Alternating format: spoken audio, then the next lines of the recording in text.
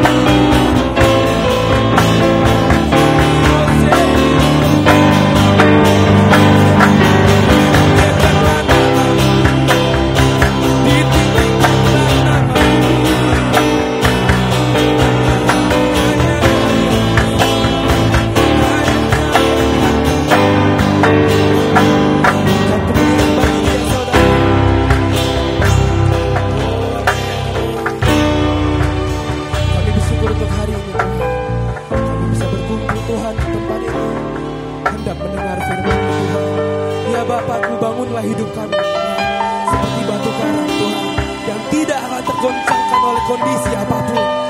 Tetapi kami akan teguh ya Allah, teguh berjalan hingga kami melihat Indonesia yang baru itu nyata Tuhan. Sebab itu itulah Engkau kami panggil Tuhan. Dan kami percaya ya Allah, Engkau akan berperkara besar Tuhan di dalam diri kami. Hari demi hari menjadi hari yang bergairahkan Tuhan. Sebab Engkau selalu berbicara dengan segar di atas umat-Mu. Di dalam nama Yesus, berikan tepuk tangan bagi Allah kita Bapak Ibu. Amin, amin. Katakan haleluya. Sekali lagi, haleluya. Yesus yang memuji Allah kita saudara. Berikan kemuliaan bagi Allah kita. Haleluya.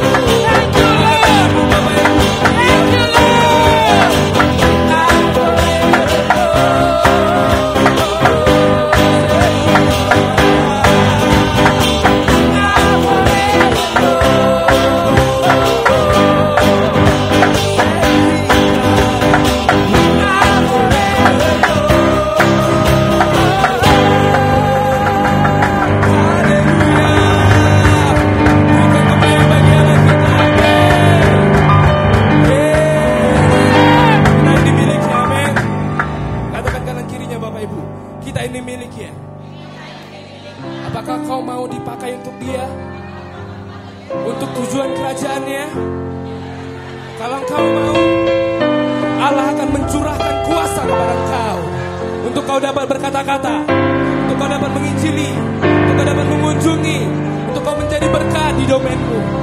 Mari membangun Indonesia bersama. Berikan kemuliaan bagi Tuhan. Haleluya.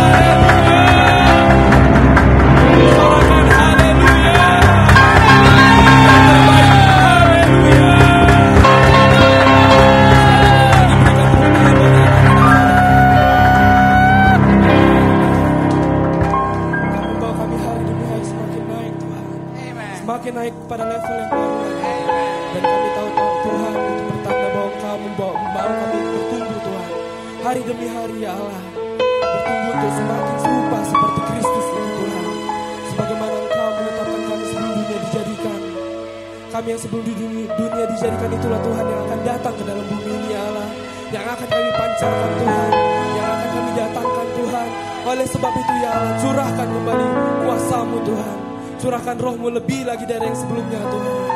Sebab kami tahu inilah musimnya ya Allah. Ini musim menuai Tuhan. Ini musim Engkau berperkara lebih. Sekali lagi terjadi kebangkitan rohani di atas kota kami, di atas bangsa kami. Dan kami bergairah akan hal itu ya Allah. Sehingga Bapa kami berdoa kepada Engkau pada pagi hari ini. Curahkan kembali roh-Mu Tuhan. Kami mau Engkau pakai ya Allah. Kami mau Engkau pakai ya Allah. Untuk tujuan-Mu Indonesia yang baru. Berikan tepuk tangan bagi Allah.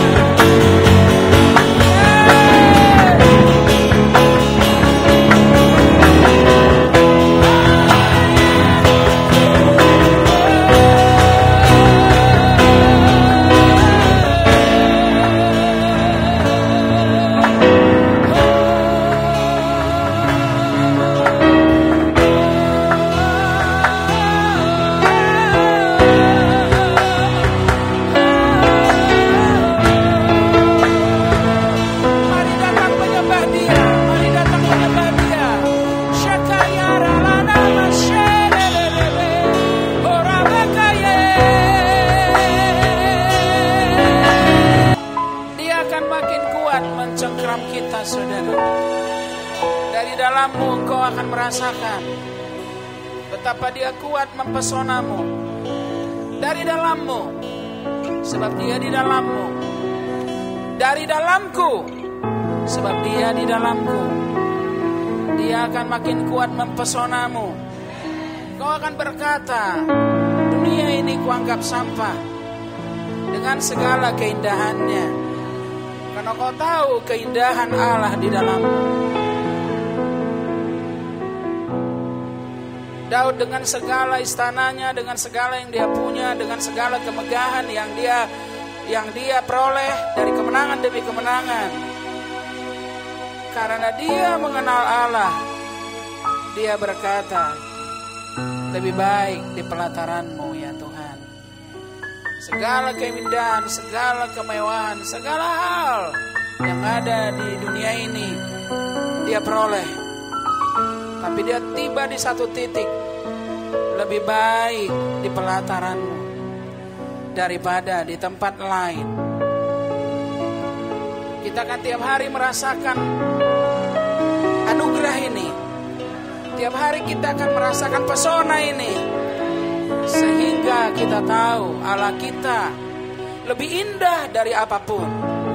Sekalipun kita memiliki banyak hal, kita memiliki hal-hal secara lahiriah yang Tuhan anugerahkan, tapi Allah akan membuka mata rohani kita berkata, Dia jauh lebih indah. Haleluya, katakan haleluya. Katakan haleluya. Katakan haleluya. Terima kasih buat hari ini Tuhan. Dimanapun kami berdiri Tuhan, kami menerima porsi kami hari ini. Dimanapun kami duduk, dimanapun posisi kami di ruangan ini, aku berdoa ya Bapa yang baik, Bapa yang selalu memberi. Dimanapun kami berdiri Tuhan, kami menerima porsi kami hari ini. Sebab Engkau Bapa yang kaya, Engkau Bapa yang memiliki banyak, lebih dari yang kami butuhkan. Kami bersyukur kepadamu, kami tidak akan pulang sama seperti ketika kami datang. Yes Lord. Sekali perjumpaan Yesaya, hidupnya selamanya diubahkan. Sekali perjumpaan Musa dengan Engkau, sekali hidupnya diubahkan. Sekali nenek moyang kami Paulus bertemu dengan Engkau, hidupnya diubahkan.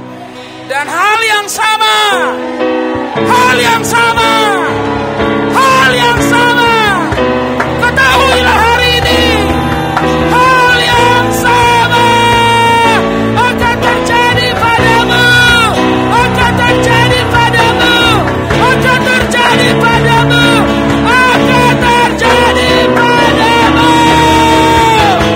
Kemuliaan kepadanya, kemuliaan kepada Allah kita, kemuliaan kepadanya.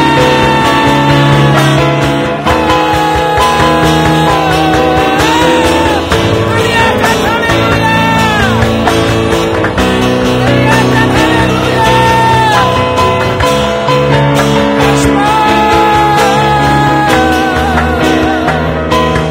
Tempat ini Tuhan, hanya surga yang bisa terbuka.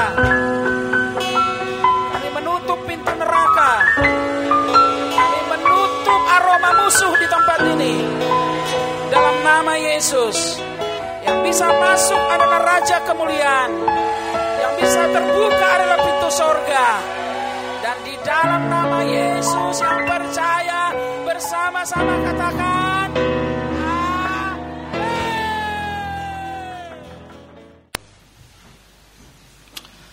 Oke, waktu kita sangat pendek, tapi saya tahu semakin pendek semakin cepat, dan semakin cepat semakin Oke, saya memulai dari apa yang saya sampaikan minggu lalu, saudara, bahwa prinsip dari perbuatan baik adalah Allah bekerja melalui perbuatan baikmu untuk menjadikan segala-galanya baik. Saya ulangi, prinsip dari perbuatan baik adalah Allah bekerja melalui perbuatan baikmu untuk menjadikan segala-galanya baik. Pertama Allah berfirman, jadilah terang. Lalu terang itu jadi. Dan terang di sini adalah sifat, bukan cahaya. Bisa mengikuti saya? Dan setelah itu Tuhan berkata di hari kedua, di hari ketiga, dan seterusnya. Allah melihat yang dibuatnya itu, yang dijadikannya itu baik, baik, baik. Sehingga menjadi sangat baik. Jadi Allah bekerja saat terang ada. Allah bekerja saat perbuatan baik ada.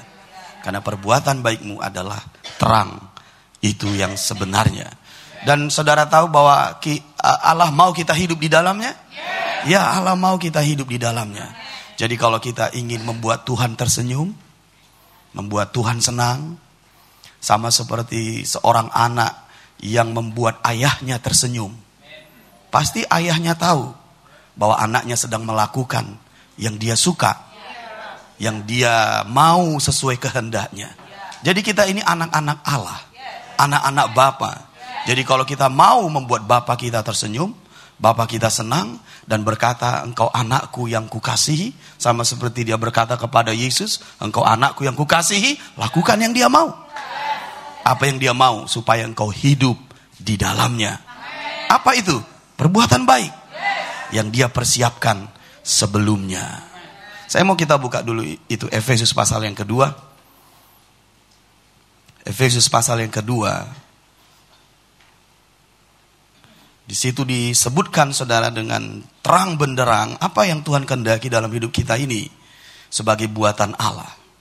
Karena kita ini buatan Allah diciptakan dalam Kristus Yesus untuk melakukan pekerjaan baik. Pekerjaan baik di sini bukan jenis pekerjaan, tapi perbuatan baik. Bisa mengerti? Ia mau, itu kehendaknya, supaya kita hidup di dalamnya. Tidak heran orang yang melakukan perbuatan baik ini akan diberkati Tuhan melimpah. Disertai Tuhan senantiasa. Mata Tuhan selalu tertuju kepadanya. Dan dia menjadi pusat perhatian Tuhan. Dia menjadi top priority. Menjadi prioritas yang tertinggi dari rencana Tuhan. Mengapa? Karena Tuhan melihat dia hidup sesuai dengan kehendaknya. Jadi kita mengerti sekarang bahwa yang Tuhan mau kita hidup di dalam perbuatan baik. Bukankah begitu? Nah, kalau kita lihat di Matius pasal yang kelima, lebih lengkap di situ disebutkan tentang pekerjaan baik adalah perbuatan baik. Kamu adalah garam dunia. Jika garam itu menjadi tawar, dengan apakah ia diasinkan? Tidak ada lagi gunanya selain dibuang dan diinjak orang. Kamu adalah terang dunia, kota yang terletak di atas gunung, tidak mungkin tersembunyi. Lagi pula orang tidak menyalakan pelita lalu meletakkannya di bawah gantang, melainkan di atas kaki dian, sehingga menerangi semua orang di dalam rumah itu. Jadi pastikan kita berfungsi sebagai garam, berfungsi sebagai terang. Jangan biarkan garam ada di toples, gak ada gunanya. Jangan biarkan kita yang percaya hanya ada di gereja saja. Orang tetangga kita, teman kita tidak tahu kalau kita adalah orang yang percaya. Jadi pastikan garammu larut di tengah masyarakat. Lalu disebut di situ, pastikan terangmu juga berfungsi. Jangan ditaruh di bawah gantang. Itu nggak ada gunanya. Jadi kalau kita lihat fungsi terang, fungsi garam di minggu-minggu yang lalu, betapa besarnya manfaatnya. Banyak orang nanti akan menuju ke tempat yang benar. Banyak orang nanti akan hidup di dalam apa itu istilahnya, kalau saya sebut ketika garam itu berfungsi, mereka hidup semakin baik karena tidak merosot, karena garam itu mencegah pembusukan. Jadi pastikan saudara, engkau berfungsi sebagai garam, berfungsi sebagai terang. Dan garam dan terang itu adalah perbuatan baik. Mari kita baca dulu di ayat yang ke-16 dengan kuat.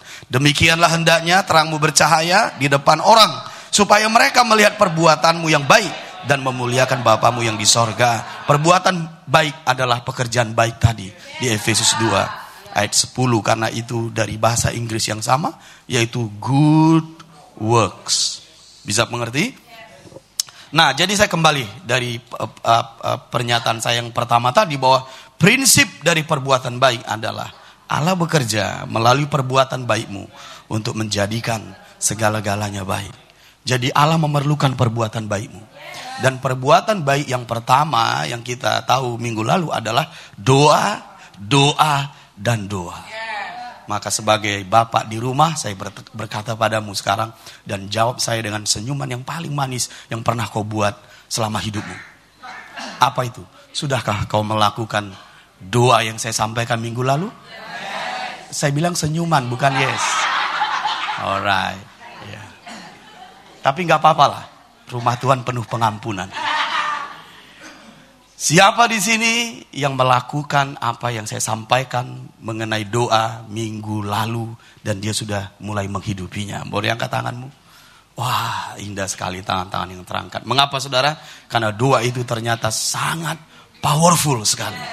Bisa paham? Dan ulangi minggu-minggu yang lalu mengenai doa dan itu sangat banyak. Ingat, mereka yang tahu hal yang baik tapi tidak melakukannya adalah dosa.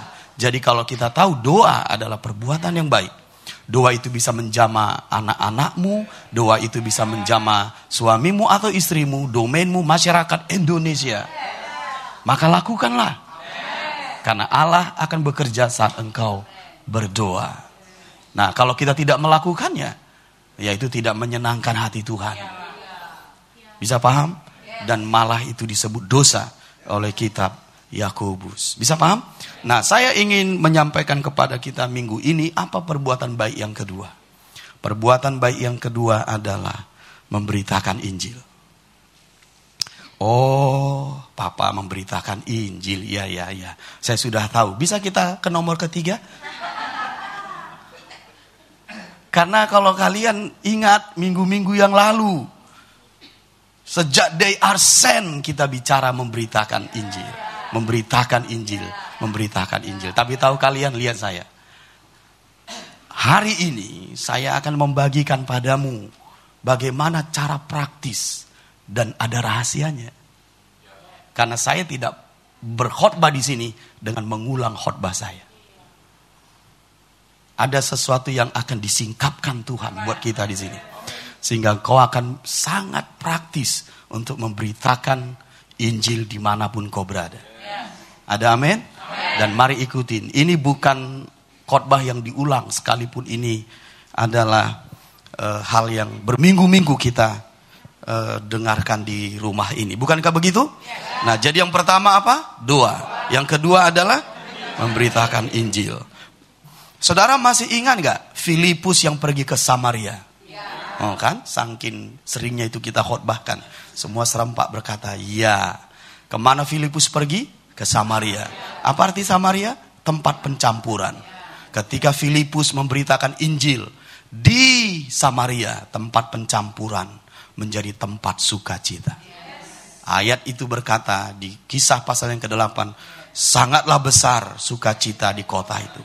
Padahal kota itu dipimpin oleh seorang tukang sihir yang bernama Simon. Betapa dahsyatnya Injil yang kau beritakan. Satu kota bisa di turn back, bisa dibalikkan arah perjalanannya dari tempat-tempat pencampuran menjadi tempat sukacita. Saudara tahu Filipus kemana lagi? Ke Gad, ke Gaza, dan ke Asdod. Ini tempat-tempat yang sunyi, masih ingat? Tapi saat Filipus pergi ke sana, tempat ini menjadi tempat-tempat kebangunan rohani. Bisa mengerti? Karena Injil membawa sukacita, Injil membawa kebangunan rohani. Lalu dari situ Filipus menjumpai sida-sida dari Ethiopia. Lalu Injil pun sampai ke Afrika dan sampai ke ujung bumi. Bayangkan kalau kita ingin menjadikan segala-galanya baik, dari satu kota ke kota lain, dari satu kota ke bangsa, dari bangsa ke bangsa-bangsa lain, Injil perlu diberitakan. Katakan, Injil perlu diberitakan. Dan tahu kalian, Injil tidak diberi kepada malaikat untuk malaikat beritakan. Injil diberitakan kepadamu untuk kau beritakan. Mengapa? Siapa yang bisa jawab? Ini saya kasih $5 juta. Karena kalian yang bilang di live itu, mudah-mudahan hari Minggu ini masih ada ya. Kan saya baca di situ, saudara. Mudah-mudahan, saya nggak tahu namanya siapa itu. Mudah-mudahan dibawa lagi. Oke, saya naikkan $5 juta. ada di situ live YouTube kan? Mudah-mudahan hari Minggu ini masih ada ya. Gitu. Alright.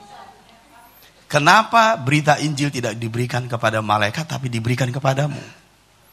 Karena malaikat kalau disuruh memberitakan Injil itu powerful sekali. Karena dia bisa pergi ke satu tempat dengan cepat. Dia memiliki kekuatan yang extraordinary. Kita kadang-kadang tidak seperti itu. Ya memang tidak seperti itu dibanding malaikat. Kenapa nggak kepada malaikat aja? Diberitakan Injil supaya orang bisa menyaksikan kuasa Injil itu dengan sangat mudah dan sangat hebat. Siapa bisa jawab? $5 juta.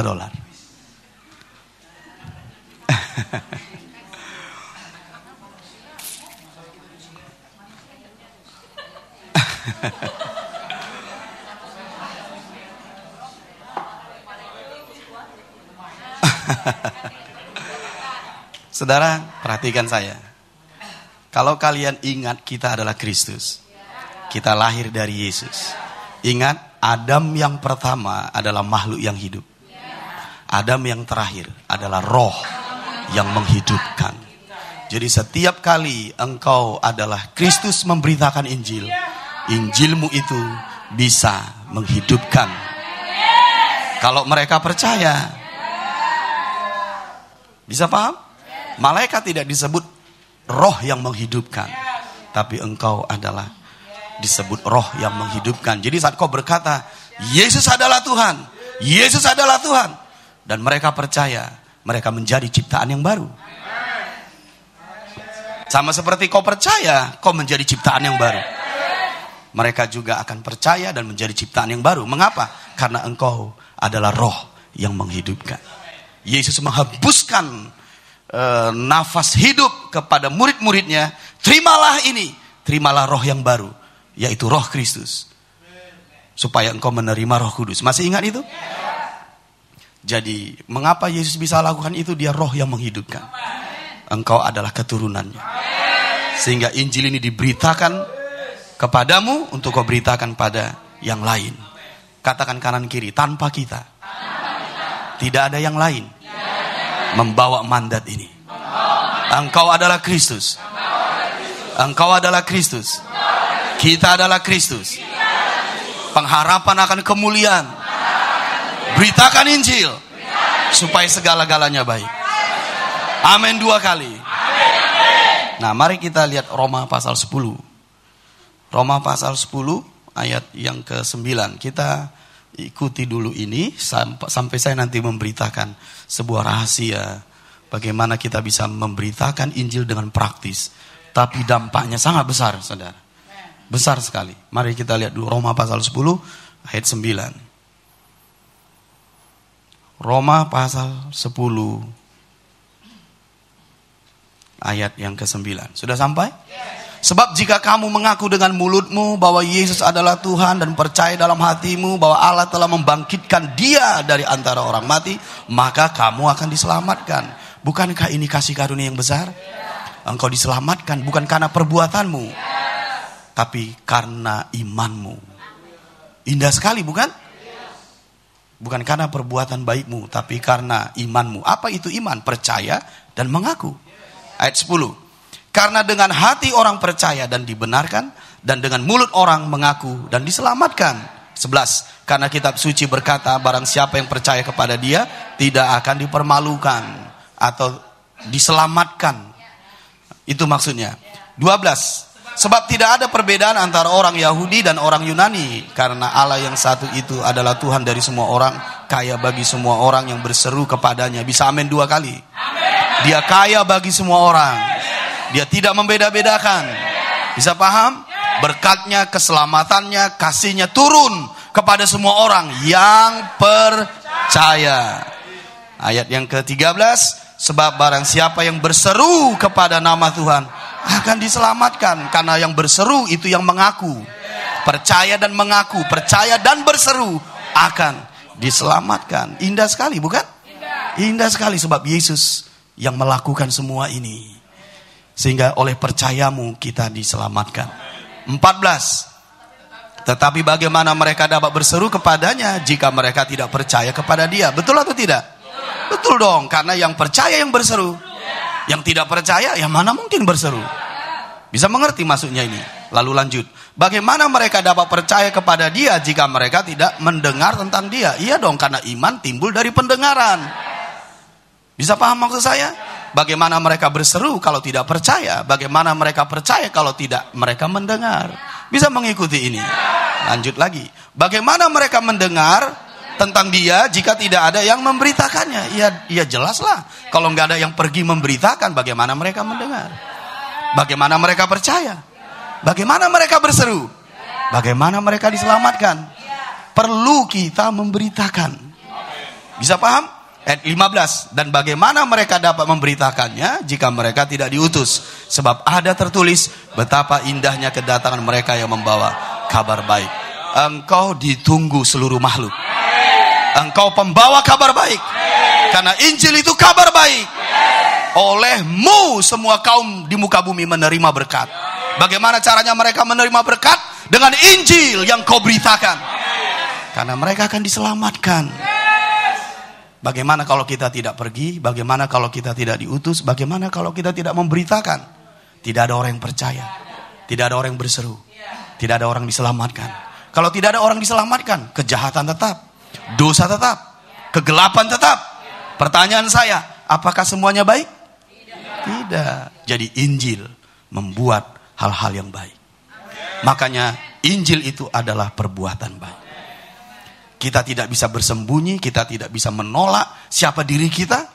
Karena engkau adalah pemberita kabar baik.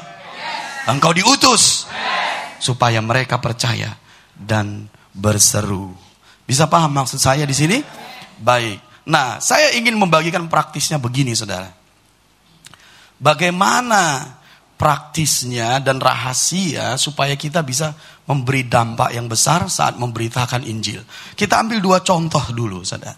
Mari kita lihat di perempuan Samaria. Di Yohanes pasal 4 ayat 28. Mari kita lihat, mungkin ini tidak masuk logika kita, tapi ini adalah kebenaran. Dan ada tuntunan dari Roh supaya kita bisa juga mengalami hal yang sama.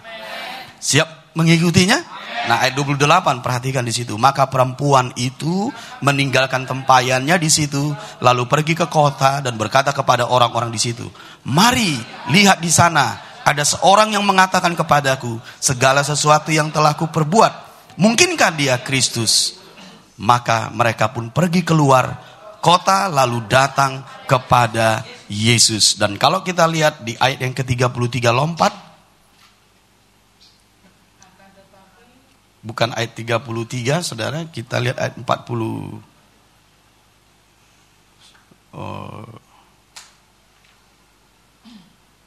Ayat 39. 2 ya. Dan banyak orang Samaria dari kota itu telah menjadi percaya kepadanya karena perkataan perempuan itu yang bersaksi. Ia mengatakan kepadaku segala sesuatu yang telah kuperbuat. Bisa enggak kita renungkan sebentar? Berita dari perempuan ini sangat sederhana. Tapi dampaknya satu kota. Apa sih rahasianya? Yuk mari kita lihat. Rahasia tuntunan dari Roh hari ini. Apa yang membuat satu kota itu percaya kepada perempuan ini? Lalu pergi menjumpai Yesus. Lalu percaya pada Yesus. Bisa nggak kita renungkan? Oh, karena perempuan ini orang kaya. Baca, Alkitab tidak menyebut dia orang kaya. Oh, dia mungkin orang yang terhormat. Dia punya 5 laki-laki. Dan yang sekarang yang ada padamu juga itu bukan suamimu. Bisa bayangkan? Tapi mengapa orang satu kotanya percaya? Dibanding dengan kita, saudara. Yang tahu banyak kitab suci. Kalau disuruh ditanya A, B, C, kita bisa jawab. Kita bisa jelaskan. Tapi akhirnya dari orang yang mendengar, mereka tidak percaya juga. Sampai berbusa-busa mulut kita. Supaya kita semangat sampai minum suplemen kita. Supaya otak kita cerah, menjelaskan dari ayat ke ayat. Tapi kenapa satu orang ini susah sekali mengikuti imanku? Hari ini kau akan tahu rahasia. Kau akan tahu rahasianya. Bisa paham? Renungkan baik-baik. perempuan ini sedang tidak bercerita teologi yang dalam-dalam. Bahkan dia masih sangsi, inikah Kristus? Bahkan dia nggak yakin betul ini adalah Kristus. Tapi satu kota keluar kota untuk menjumpai Yesus, dan banyak orang menjadi percaya. Nah, saya mau kita memasuki dimensi ini. Beritamu sangat sederhana, tapi mereka akan percaya pada Yesus. Mau tahu rahasianya? Oke. Tapi kita ambil dulu satu contoh. Lihat di Markus pasal yang ke-5, ayat yang ke-19. Contoh yang kedua. Ini orang yang di Gerasa, yang kerasukan legion. Mari kita lihat ayat 19. Yesus tidak memperkenankannya, tetapi ia berkata kepada orang itu. Memperkenankan apa? Dia mau ikutin Yesus, tapi Yesus tidak memperkenankannya. Lihat, pulanglah ke rumahmu, kepada orang-orang sekampungmu, dan beritahukanlah kepada mereka segala sesuatu yang telah diperbuat oleh Tuhan atasmu, dan bagaimana ia telah mengasihani engkau. Orang itu pun pergilah dan mulai memberitakan di daerah Dekapolis segala apa yang telah diperbuat Yesus atas dirinya, dan mereka semua menjadi heran. Bayangin, tahu Dekapolis? Deka itu 10, polis kota, 10 kota. How awesome that. Beritanya sangat sederhana. Dia bekas orang yang dirasuki legion. Beritanya sederhana, tapi 10 kota menjadi heran. Kalau kita buka referensinya di ayat yang lain setelah cerita ini, mereka berkata kepada orang-orang di sekitarnya bahwa pekerjaan daripada orang ini membuat hal-hal yang baik. Tapi kita nggak membuka ayat itulah. Nah, sekarang kalau kita lihat contohnya, bagaimana orang seperti ini dampaknya besar. Renungkan dulu, itu beritanya sangat sederhana, tapi dampaknya besar. Apa rahasianya? Bisakah kalian ikutin? Apa rahasianya? Jawab. Apa rahasianya? Iya, haleluya. Karena nggak ada hadiahnya, Papa, saya nggak jawab. Saya pasti tahu, cuman nggak ada hadiahnya, saya nggak mau jawab. Iya, itu dia jawabannya. Saya suka kalian bisa mengikuti saya, karena mereka mengalami. Mereka mengalami. Tulis yang besar-besar, biar saya mulai dari situ. Mereka mengalami. Tulis yang besar ya, jangan kecil, nanti nggak terbaca, jadi nggak dihidupi. Tulis yang besar. Mereka mengalami. Mereka mengalami apa yang mereka beritakan. Mereka mengalami perjumpaan dengan Yesus. Mereka mengalami aliran air kehidupan perempuan Samaria ini. Mereka mengalami kuasa, kesembuhan, kelepasan. Itu yang mereka ceritakan. Bisa paham? Apa yang mereka alami, itu yang mereka beritakan. Itu rahasianya. Tulis 3 poin. Apa yang mereka alami, itu yang mereka beritakan. Nomor 1. Apa yang mereka alami, itu yang mereka beritakan. Jadi, rahasianya tadi sudah, mereka mengalami. Nomor 1. Apa yang mereka alami, itu yang mereka beritakan. Nomor 2, apa yang mereka beritakan membangkitkan iman orang lain yang mendengarnya.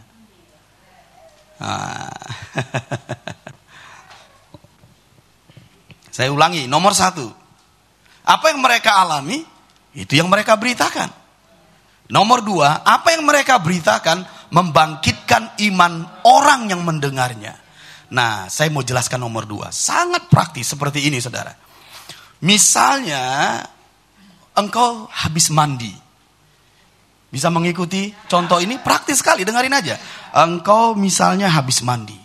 Lalu engkau berkata kepada teman yang di sampingmu, aku habis mandi loh. Lalu dia lihat dirimu, rambutnya basah, aromanya harum, dan memakai tanda-tanda orang yang baru mandi. Percaya nggak dia? Percaya. Karena memang engkau baru mandi. Sesimpel itu. Jadi waktu engkau berkata, aku baru mandi, dia yakin. Jadi kalau kau menceritakan pengalamanmu, otomatis dia yakin. That's the secret. Itu rahasia. Bagaimana orang gak yakin yang kau ceritakan benar kok? Kau mengalaminya. Aku baru mandi. Orang akan berkata, iya engkau baru mandi. Karena aku melihat rambutmu basah, kau pakai baju baru mandi, dan aromamu juga bau sabun mandi. Apakah dia ragu yang kau katakan kau baru mandi? Tidak. Jadi kalau kau mengalami, engkau beritakan, itu membangkitkan iman dari orang yang mendengarnya. Very simple. Makanya jangan heran ketika perempuan Samaria itu berkata, mungkinkah dia Kristus? Dia mengatakan semua tentang aku. Kalau aku percaya, aku mengalami aliran kehidupan dari hatiku. Aku mengalami semuanya. Dia mengalami semuanya. Dan orang yang mendengarnya yakin. Itu sebabnya mereka pergi keluar kota dan berjumpa kepada Yesus. Dan mereka pun menjadi percaya. Lihat, orang yang di Gerasa itu dia mengalami kuasa. Dia mengalami kelepasan. Itu yang itu yang dia beritakan. Siapapun yang mendengarnya percaya. Apa yang kau alami kalau kau beritakan, pasti orang percaya. Yang mendengarnya. Nah, yang ketiga, mereka yang mengalami pasti berkata-kata dan bersaksi. Mereka yang mengalami pasti berkata-kata dan bersaksi. Jadi kalau kita mau bersaksi, kalau kita mau berkata-kata, bukan didorong-dorong, bukan dibuat pengumuman dari mimbar, nggak akan begitu caranya. Tapi siapapun kalau mengalami, pasti berkata-kata. Sekalipun mungkin kita ini bukan orang yang tipikal suka menginjili, tapi kalau kau mengalami, sediam apapun engkau, pasti berkata-kata. Ada ayatnya? Ya, ada ayatnya. Mari kita lihat di Kisah 4 ayat 20. Siapapun dirimu, saudara, di ruangan ini, engkau akan menjadi pemberita Injil yang hebat. Asal engkau mengalami. Kisah 4 ayat 20. Lihat di situ. Sebab tidak mungkin bagi kami untuk tidak berkata-kata tentang apa yang telah kami lihat dan yang telah kami dengar. Ini kan yang mereka alami. Seorang saksi itu beritanya pasti dipercaya. Karena seorang saksi itu melihat dan mendengar dan mengalami. Jadi kalau kita mau menjadi pemberita Injil, kabar baik yang hebat, yang dahsyat, powerful, bahkan satu kota, satu keluargamu itu bisa di-impact, engkau harus mengalami. Mungkin engkau gak tahu semua kitab suci, engkau hanya memberitahukan yang kau alami. Mereka pasti percaya. Mereka pasti percaya.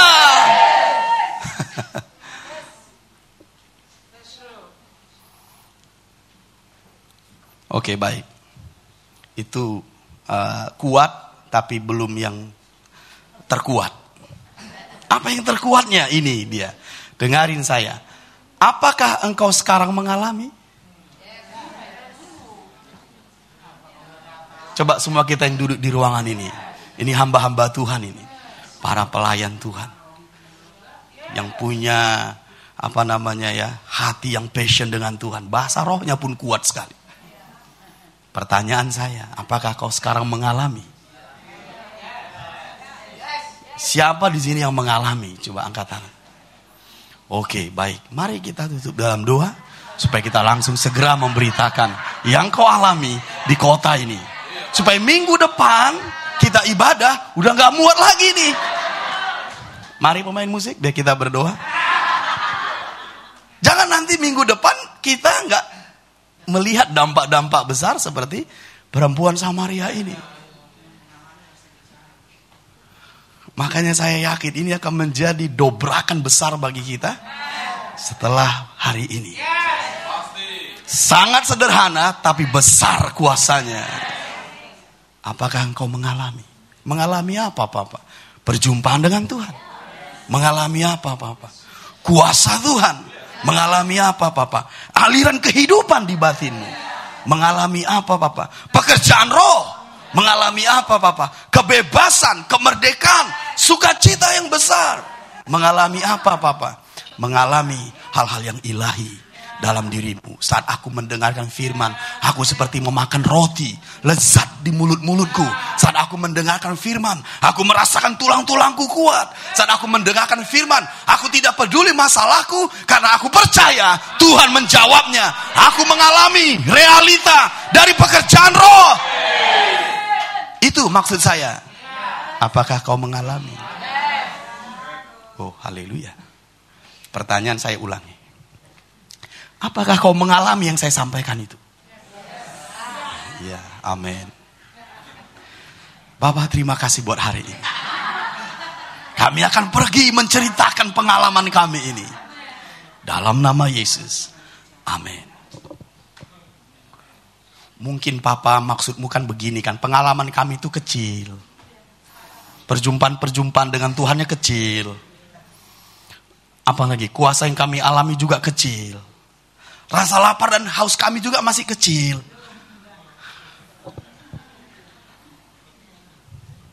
Tahu kalian rahasia mengalami? Karena saya akan koreksi pengalamanmu. Dan kalau kalian betul-betul memahami yang saya maksudkan, ini dobrakan besar bagi kita. Apa rahasia mereka mengalami, saudara? Ya, kita lihat contohnya. Apa rahasia mereka mengalami? Siapa mereka ini? Perempuan Samaria. Siapa mereka ini? Orang yang di Gerasa. Siapa mereka ini? Perempuan pendarahan. Siapa mereka ini? Orang yang lumpuh di gerbang Bait Indah. Siapa mereka ini? Orang yang lumpuh di kolam Bethesda. Siapa orang ini? Apa rahasia mereka mengalami? Karena kalau rahasia mereka mengalami, kau tahu hari ini, engkau juga akan mengalami. Karena untuk sampai ke satu tujuan, ikuti aja jejak kakinya. Kau akan sampai ke tempat yang sama. Apa rahasia mereka mengalami? $2 juta.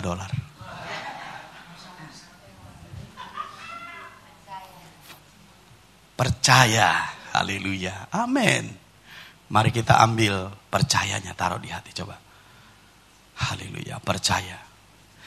Siapa yang percaya di sini? Pertanyaan Papa, apakah kau mengalami? Apakah kau mengalami?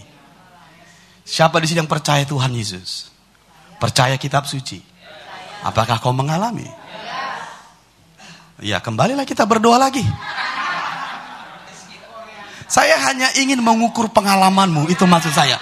Kepada dampak yang mereka hasilkan. Dengan dampak yang kita hasilkan. Itu maksud saya. Percaya. Ada lagi yang lain. Taat. Haleluya. Siap gerak. Lancang depan gerak. Serat di tempat gerak. Apapun yang kau katakan, aku lakukan. Taat. Siapa di sini orang yang taat? Angkat tangan. Ya, apakah kau mengalami? Ini penting. Coba. Saya setuju dengan yang disampaikan, bukan salah ya. Tapi saya mau yang paling tepat dari jawabannya.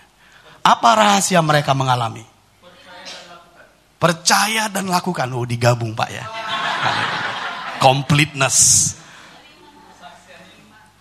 Kesaksian hidup. Oke, saya suka sekali. Saya semua itu berkata benar. Tapi coba temukan dengan pemahaman. Apa rahasia mereka mengalami? Menyadari keadaannya. Oke, haleluya. Siapa di sini yang menyadari keadaannya?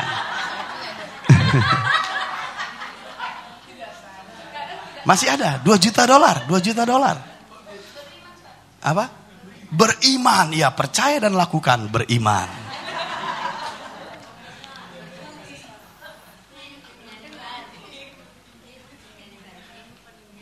Kehidupan menjadi baru. Haleluya, amin. Mendengar. Semua jawaban tepat ya. Saya hanya mau yang paling tepat. rahasia dari mereka. Oke, baik. Gimana? Haus dan lapar akan Tuhan. Siapa di sini haus dan lapar akan Tuhan? Oke, saya kantongi lagi yang $2 juta. Nanti akan kita buka lagi pertanyaan.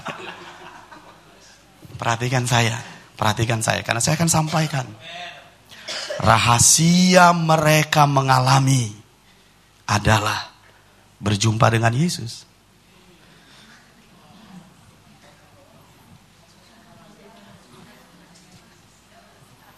Kalau mereka percaya, kalau mereka beriman, tapi nggak berjumpa dengan Yesus saat itu, apakah mereka mengalami? Perempuan Samaria menantikan Kristus, tapi dia tidak mengalami. Rahasia mereka mengalami adalah berjumpa dengan Yesus.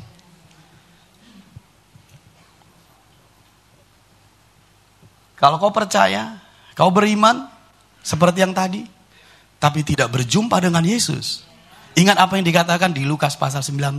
Kalau anak manusia itu datang, adakah ia menemukan iman di bumi? Jadi iman dan anak manusia itu harus bertemu, saudara. Gak cukup hanya itu. Kita juga di ruangan ini seperti itu. Kita percaya, kita beribadah, kita berdoa. Tapi hal-hal yang extraordinary, yang spektakuler, yang supranatural, kok jauh ya? Apakah doa saya kurang banyak? Itu udah banyak. Apakah saya gak pernah puasa? Apakah puasa saya perlu ditingkatkan ya? Itu udah puasa paling lama itu. Tapi gak mengalami seperti yang dialami mereka. Sangat praktis, tapi dampaknya besar. Karena mereka berjumpa Yesus, itu masalahnya. Mereka berjumpa Yesus. Lalu bagaimana dengan kita? Kalau kau mau mengalami perkara yang mereka alami, engkau harus berjumpa Yesus. Paham maksud saya? Nah, bagaimana caramu berjumpa Yesus? Berdoa. Amin. Sudah berapa lama berdoa, Pak? Apakah sudah berjumpa dengan Yesus? Papa, kenapa kau akhir-akhir ini kau beri pertanyaan? Karena dengan pertanyaan kau akan mengerti. Bisa paham? Ini baik bagi kita. Bisa mengerti? Nah, sekarang saya mau bertanya, bagaimana cara kita berjumpa Yesus? Mendengar firman. Oke, mendengar firman. Bahasa roh.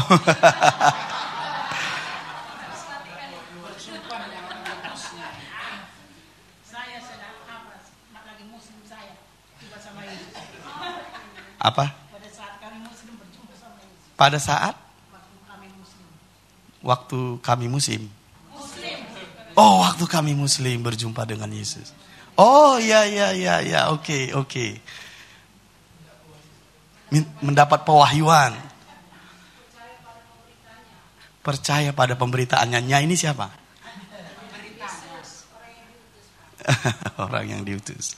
Nah, dengarin Papa. Mau hal yang hebat? Kau bisa berjumpa Yesus sekarang. Kalau kau berjumpa dengan orang yang diutusnya. Ada ayatnya. Mari lihat.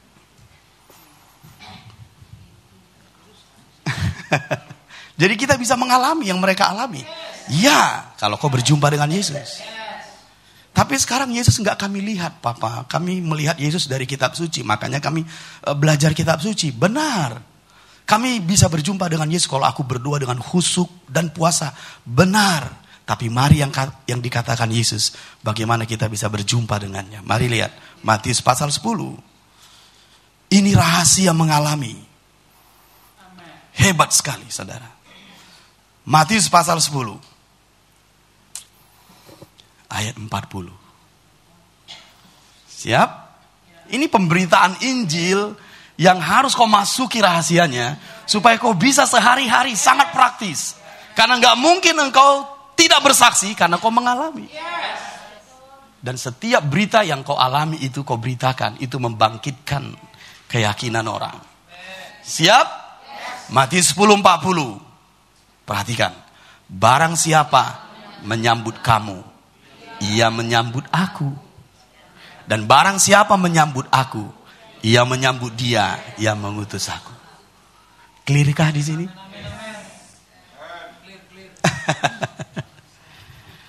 Kalau kita mau berjumpa dengan Yesus, menyambut Yesus, engkau cukup menyambut orang yang diutusnya.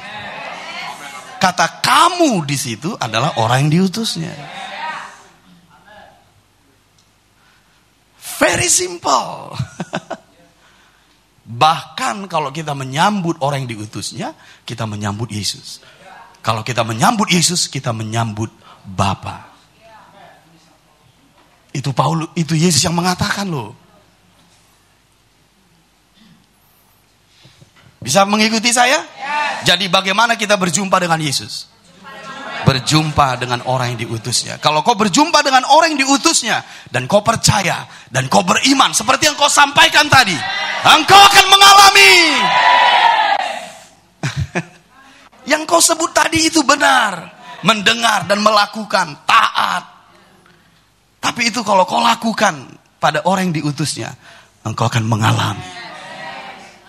Jika anak manusia itu datang, adakah ia menemukan iman di bumi? Tapi Yesus sudah naik ke sorga. Dia duduk di sebelah kanan Bapa. Bagaimana aku bisa berjumpa dengan Yesus secara personal, secara pribadi? Engkau perlu menyambut yang diutusnya. Clear sekali. Engkau menyambut Yesus, engkau menyambut Bapa. Bisa mengerti di sini? Bisa paham di sini? Maka engkau akan mengalami. Nah, sekarang dengarkan saya. Perhatikan saya. Kenapa aku belum mengalami, Papa? Mungkin kau bertemu dengan orang yang salah. Tulis nomor 1. Mungkin kau bertemu dengan orang yang salah selama ini. Bisa mengerti? Kau beriman, kau berdoa, kau percaya, kau orang yang lapar dan haus. Tapi kau bertemu dengan orang yang salah. Bisa paham? Nasihat Papa apa? Temukan orang yang benar. Siapa orang benar ini? Yang diutus Yesus. Bagimu. Bisa paham?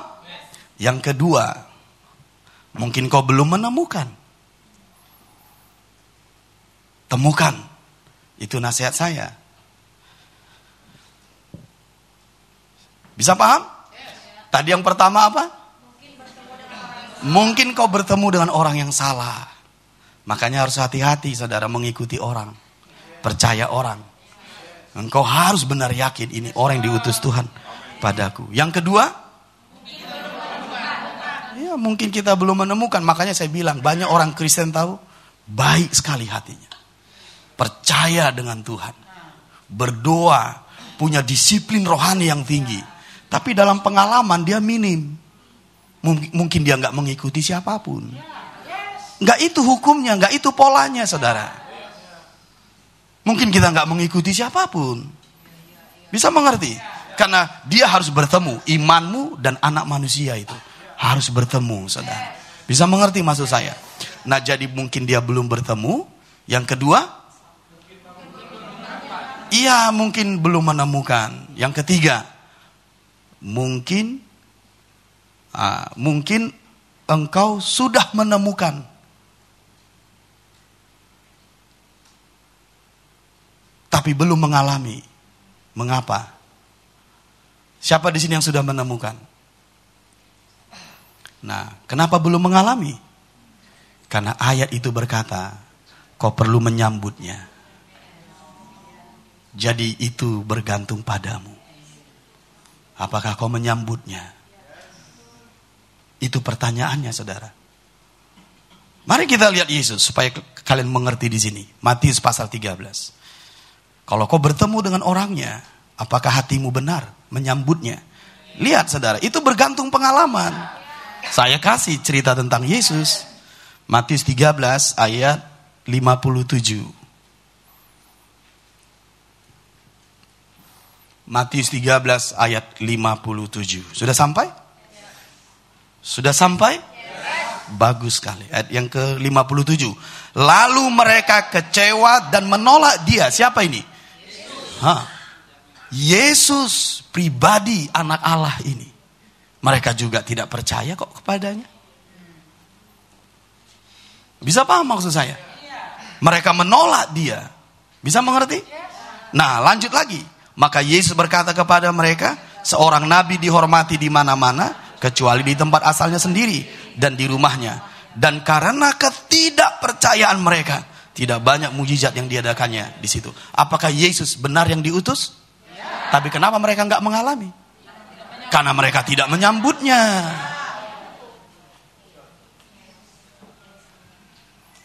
Ini rahasia, saudara. Pertanyaan yang pertama, mungkin kau belum menemukan, nasihat saya temukan. Mungkin kau menemukan orang yang salah, nasihat saya tinggalkan. Karena kau perlu mengalami. Dan yang ketiga, engkau memang sudah menemukan seperti mereka ini, tapi kau tidak menyambutnya. Kasih senyum kanan kiri. Kasih senyuman dulu kanan kiri. Udah tahu kita, kata Mam. Engkau perlu menyambutnya. Bisa mengerti? Yesus luar biasa bukan? Tapi kalau mereka tidak percaya, apakah mereka mengalami? Tidak.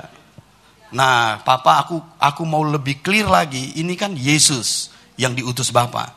Apakah itu kita buat kepada manusia? Mari kita lihat Paulus. 1 Tesalonika 2 ayat 13. 1 Tesalonika 2 ayat 13.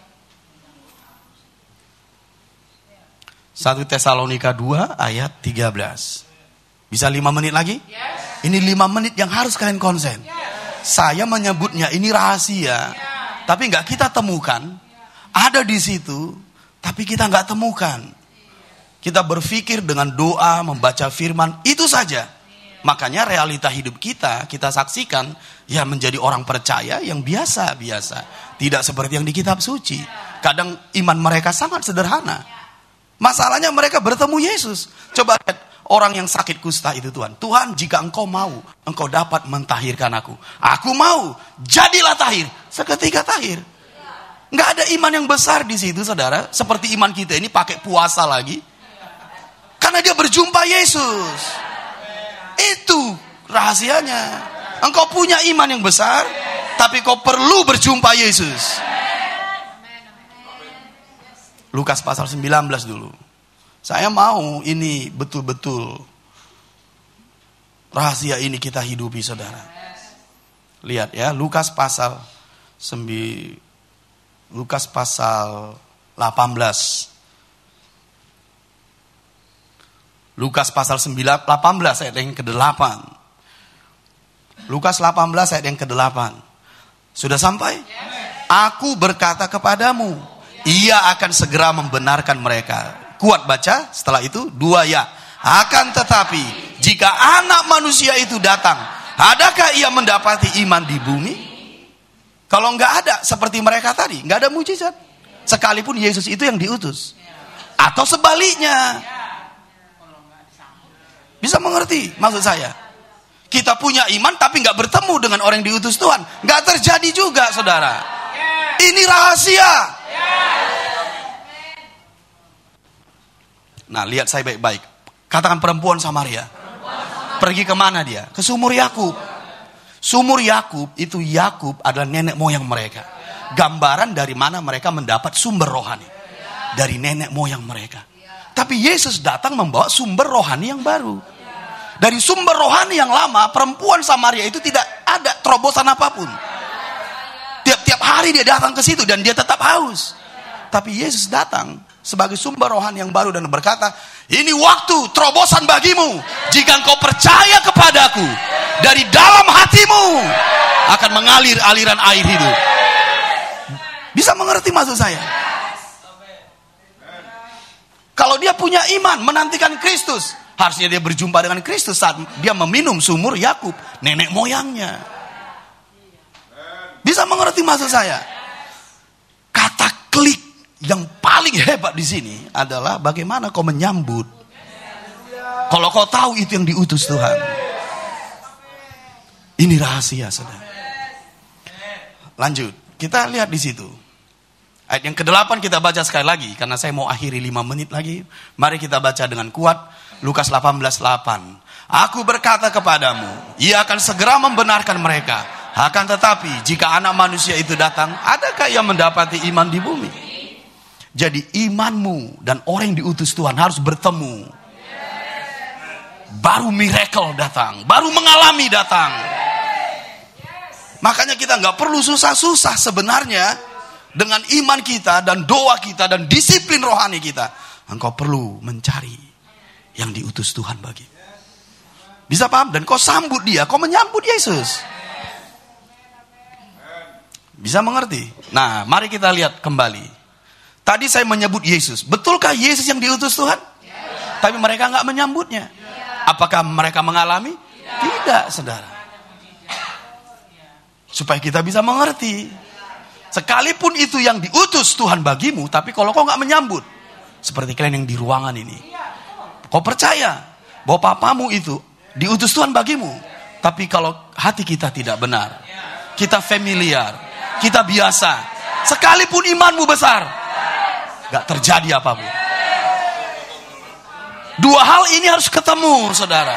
Bisa amin dengan panjang. Katakan rahasia yang besar. Tergantung hatimu. Kalau kau udah bertemu dengan orangnya Tuhan, kau harus posisikan hatimu. Tiap hari kau akan mengalami. Tiap hari engkau akan mengalami. Makanya saya katakan, kalau kau belum bertemu dengan orangnya, temukan, itu penting bagimu. Bisa mengerti? Kalau kau menemukan orang yang salah, gak apa-apa, tinggalkan. Jangan tertuduh, tinggalkan. Temukan orang yang benar. Tapi kalau kau tahu itu benar, posisikan hatimu. Pengalaman rohanimu bergantung dari engkau menyambutnya atau tidak. Mereka tidak menyambut Yesus. Makanya tidak terjadi. Jadi dua hal ini harus sinkron. Mari kita lihat dulu Paulus. 1 Tesalonika 2. Saya sudah mau akhirnya. Jadi ini penting untuk kita bisa memberitakan Injil. Sangat praktis. Untuk kau beritakan kemanapun kau pergi. Lihat ya. Ini Paulus. Ayat yang ke-13. Mari kita baca bersama-sama 2 ya. Dan karena itulah kami tidak putus-putusnya mengucap syukur juga kepada Allah. Sebab kamu telah menerima firman Allah yang kami beritakan itu. Bukan sebagai perkataan manusia. Tetapi, dan memang sungguh-sungguh demikian. Sebagai firman Allah yang bekerja juga di dalam kamu yang percaya. Lihat, kalau kau menyambut seseorang itu. Seperti engkau menyambut Tuhan. Perkataannya bagimu itu seperti firman Allah. Dan lihat di situ, itu yang bekerja di dalammu. Firman yang kau dengar, yang kau percaya itu, itulah yang bekerja giat di dalammu. Engkau akan mengalami kuasa dari firman yang kau dengar itu. Bisa katakan amin.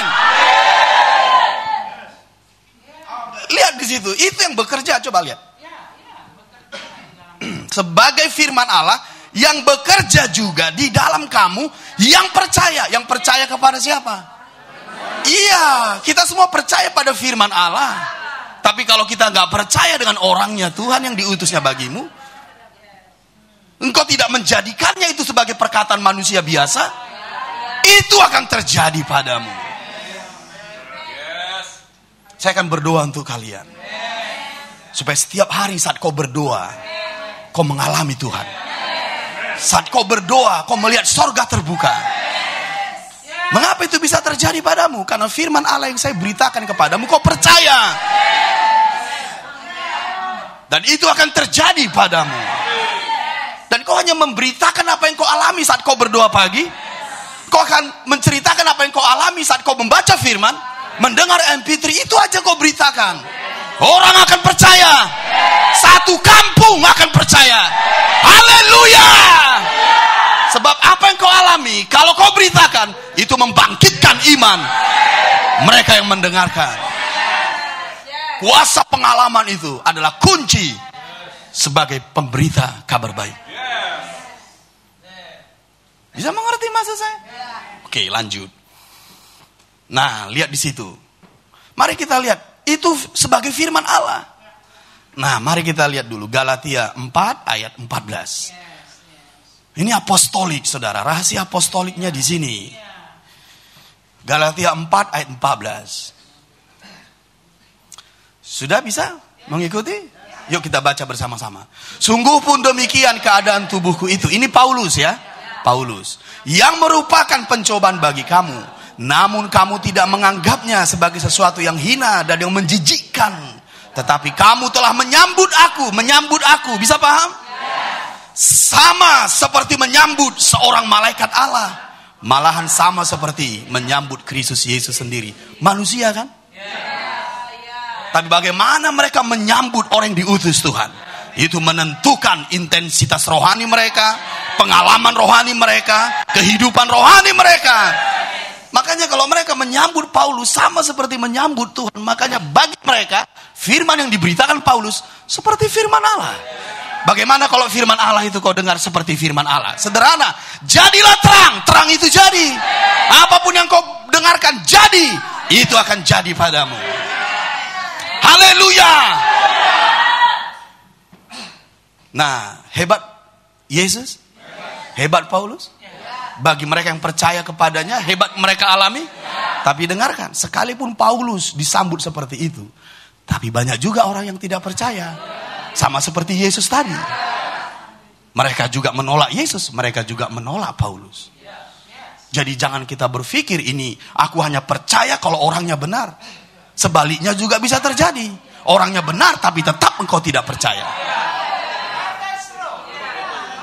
Mari lihat tentang Paulus. Mari lihat tentang Paulus, saudara. Itu sebabnya ini tersembunyi untuk mengalami. Gak terlihat, makanya gak banyak yang mengalami. Mari lihat dulu 2 Timotius 1 ayat 15. 2 Timotius 1 ayat 15. 2, 3 ya. Engkau tahu bahwa semua mereka yang di daerah Asia kecil berpaling daripadaku, termasuk Figelus dan Hermogenes. Semua orang yang di Asia kecil. Bukankah ada juga orang yang menyambut Paulus seperti malaikat? Seperti Yesus? Tapi ada juga orang yang meninggalkannya. Bisa paham maksud saya? Mereka mengalami perjumpaan dengan kuasa saat bertemu Yesus. Tapi mereka yang bertemu Yesus yang lain gak mengalami apapun. Karena yang menentukan dua hal ini harus selalu bersama-sama. Jadi kalian yang sudah menemukan orang yang benar, perlu selalu mencek hatinya untuk menyambut dengan benar. Dan saya mau menyampaikan suara Tuhan. Apa itu suara Tuhan? Musuh kita paling banyak menyerang umat Tuhan adalah justru di area ini. Saya kasih kalian ayatnya. Kejadian 1, Kejadian pasal yang kedua. Kejadian pasal yang kedua. Musuh kita akan selalu membawamu untuk meragukan orang yang diutusnya. Kejadian 2 ayat 16. Lihat ya, biar Papa bagikan firman ini. Kejadian 2 ayat 16, sudah sampai? Serius sudah sampai? Lihat, lalu Tuhan Allah memberi perintah ini kepada manusia. Semua pohon dalam taman ini boleh kau makan buahnya dengan bebas. Tetapi pohon pengetahuan tentang yang baik dan yang jahat itu, janganlah kau makan buahnya. Sebab pada hari engkau memakannya, pastilah engkau mati. Apa kata Tuhan? Pastilah engkau mati. Katakan, pastilah engkau mati. Tapi apa kata ular, musuh jiwa kita ini? Kejadian pasal 3. Kejadian 3 4. 2, 3 ya. Tetapi ular itu berkata kepada perempuan itu, sekali-kali kamu tidak akan mati. Tuhan bilang, kamu pasti mati. Musuh kita berkata, kamu tidak akan mati. Apa maksud ular ini? Meragukan Tuhan. Meragukan perkataan Tuhan. Karena kalau itu berhasil dia serang dalam dirimu, kita kehilangan namanya pengalaman. Kau kehilangan pengalaman. Mungkin kau masih mendengar papamu. Tapi di area-area tertentu di mana ini membutuhkan sebuah kepercayaan total, engkau tidak percaya.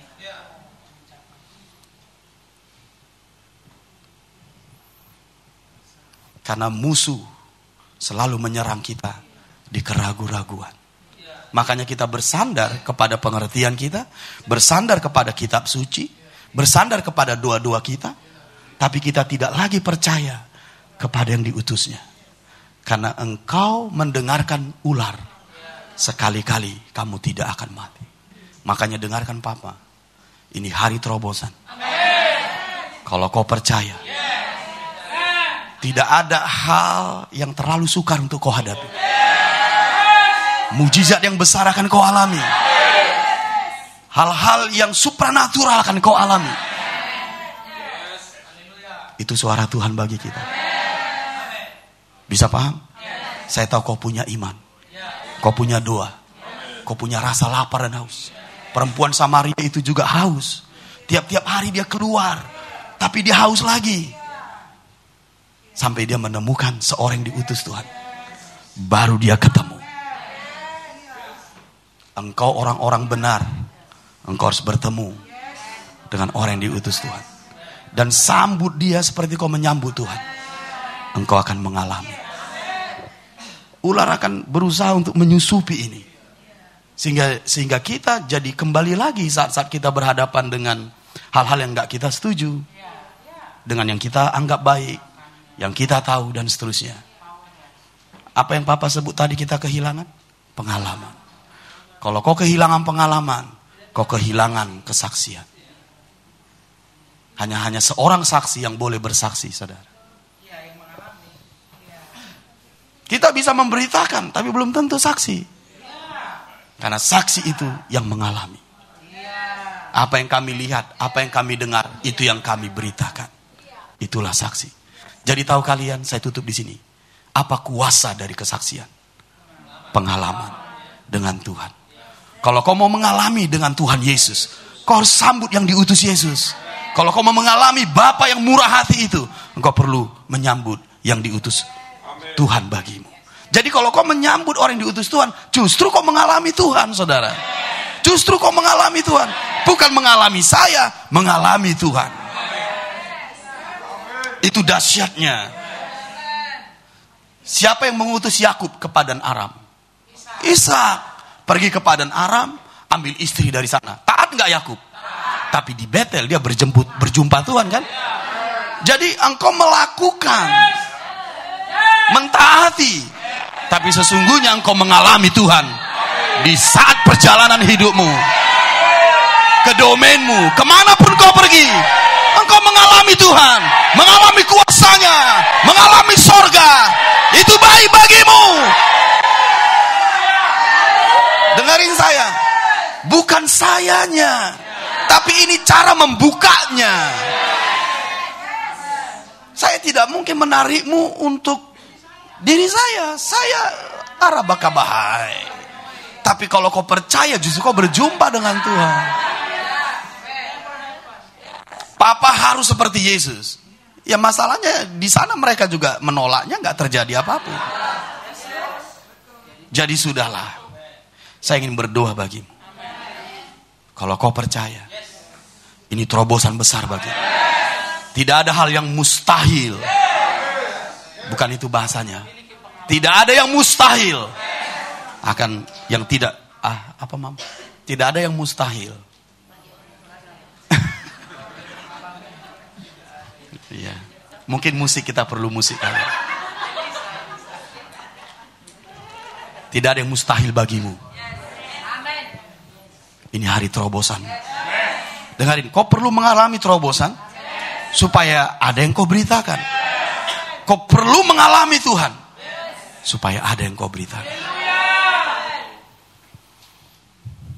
Justru ini akan membawamu kepada Bapamu, kepada Tuhan. Haleluya. Bisa paham? Mari angkat tanganmu ke surga. Bapa, kami orang-orang yang percaya. Kami orang-orang yang beriman. Kesaksian batin kami, semua kami di ruangan ini, percaya pada Yesus, percaya pada Bapa yang baik. Kami beriman, kami beribadah, kami berdoa, kami menyembah, kami mengasihi.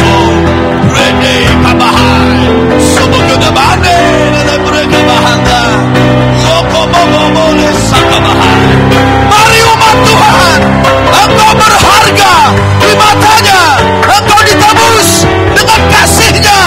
Dia tidak berubah bagimu, Dia rindu Engkau mengalaminya setiap hari, setiap hari, setiap hari.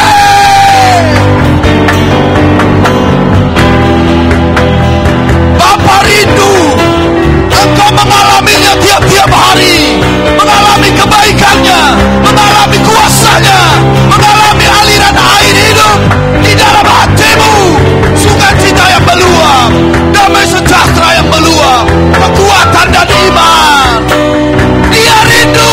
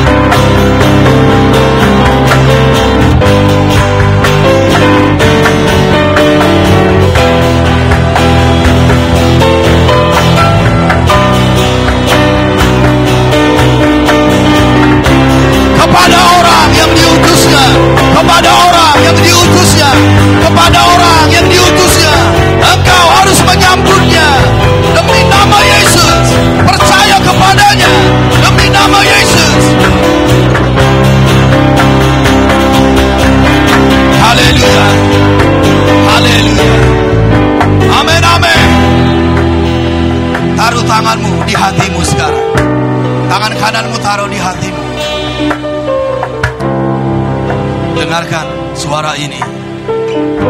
Hai umat Tuhan, anak-anakku dalam iman, engkau tidak perlu berlelah-lelah lagi dalam kehidupanmu, baik secara rohani, baik secara jasmani.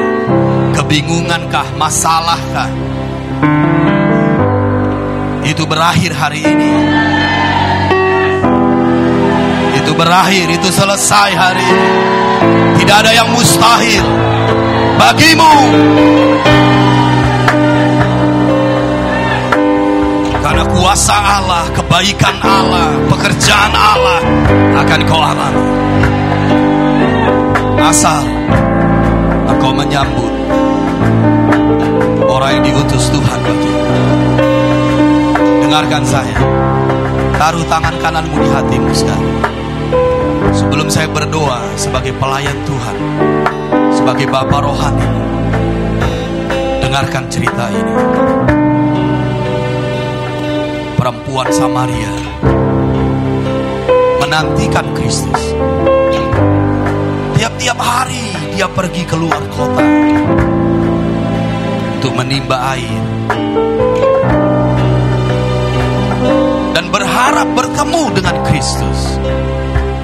Tapi dia tidak temukan. Dia orang yang beriman, menunggu, menanti Kristus datang. Tapi dengan sumur yang sama, dia tidak mengalaminya. Sampai Yesus datang. Seorang yang diutus Tuhan berjumpa dengannya.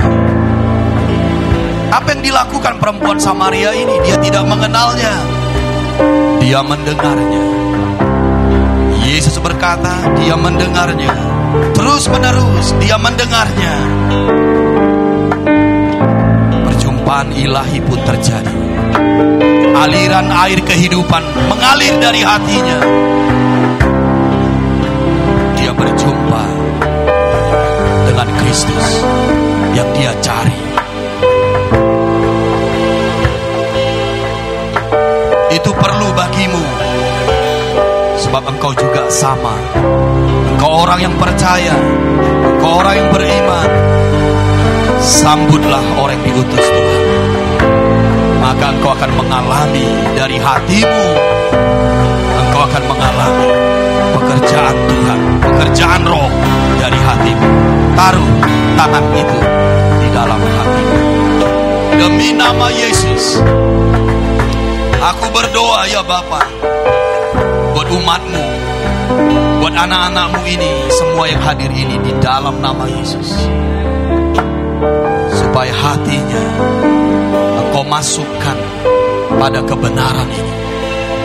Mereka percaya 100%. Kembali posisi hatinya pada kebenaran ini. Aku berdoa di dalam nama Yesus. Kembali diposisikan untuk mengalami di dalam nama Yesus. Aku memberkati mereka Tuhan. Aku memberkati mereka di dalam nama Yesus. Supaya mereka menyambut orang yang kau utus dengan benar di dalam nama Yesus. Mari berdoa 1 menit. Mari berdoa 1 menit. Taruh tangan kananmu di hatimu. Iya begitu. Dan berdoalah 1 menit.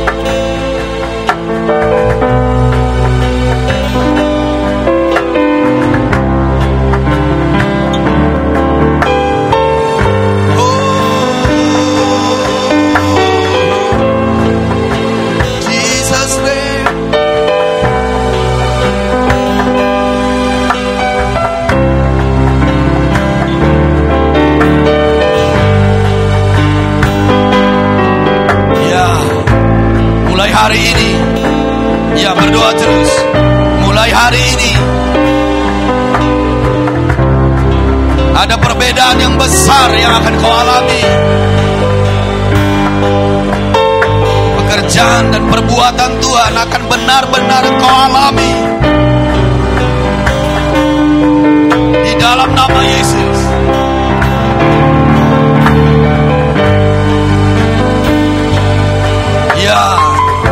Mari terus berdoa sebentar lagi. Lesakabakada buku makabaha. Imarosoko mele krabababa.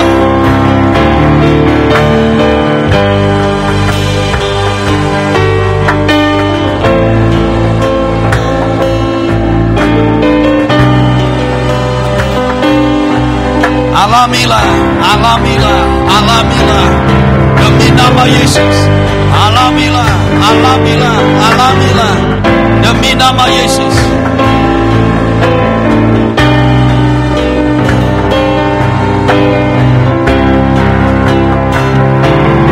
Oh, rabakabakada bahane. Koboda bakabare nebera bakabahan. Rekebeda mando basakamarana.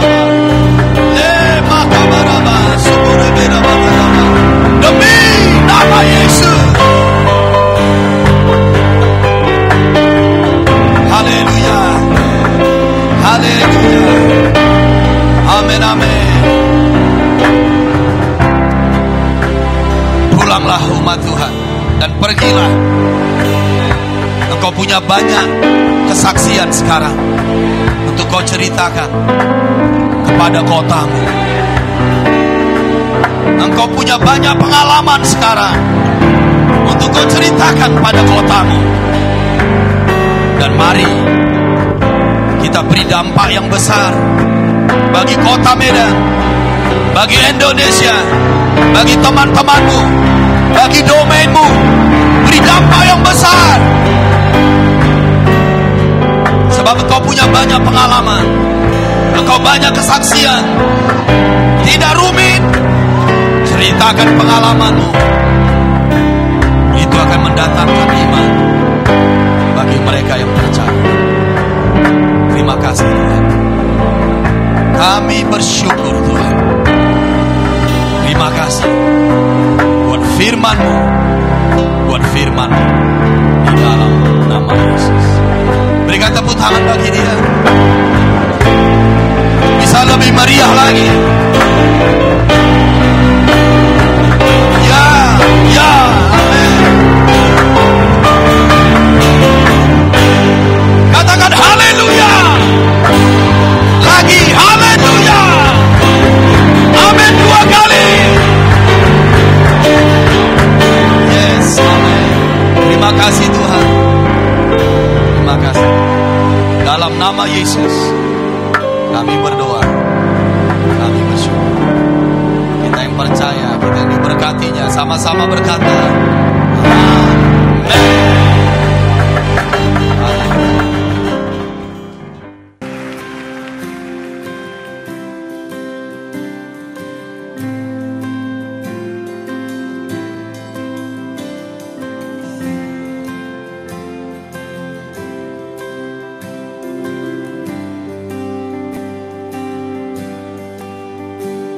Saved by mercy, found in your grace, totally surrendered to your embrace, and there's nothing more than you.